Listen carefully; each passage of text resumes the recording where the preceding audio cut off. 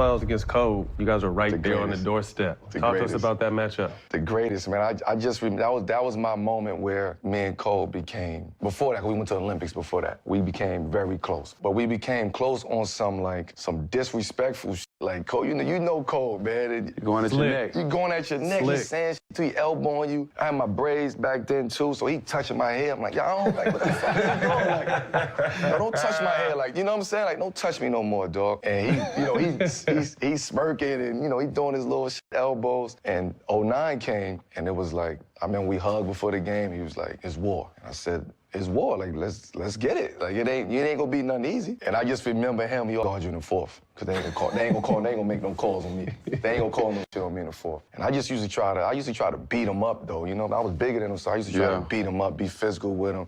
He come back, elbow me. I come back, elbow him. He laughing, talking about that's all you got. You know what I'm saying? It was just pushing your buttons. Pushing my button to see if I was where I was gonna stand at. You know what I'm saying? And that's how, like, we grew, man. And we became who we are. Talk about your relationship, not in basketball, but off the court. I heard him speak in an interview, too. That's kind of where he was kind of checking your temperature. He was checking what kind of person you were and all that. And because you hear shit, you know what I'm saying? You hear it. And at that point, 04, 05, 06 was like, I was still in the streets at those days. You know what I'm saying? So you hear all the stories, DUIs, gunshot wounds. Like, it was just a whole bunch of projects at that day. And he was checking me, like, he wanted to see if I really was that. And he wanted to see if I was gonna fold or if I was gonna stand tall. And the minute that I stood tall, he hit me, I'm cracking him back. You know what I'm saying? He hit me again, I'm cracking him back. He fall, I'm stepping over him. Get up. You know what I'm saying? So when he catch that, he's like, oh, I see what type of, oh, you a bully. Like, that's when he started calling me a bully at that point in time. He respected that, though. There's no question. He respected that. He just has a weird way of getting it to it, though. He had a weird way of just be like, you nice.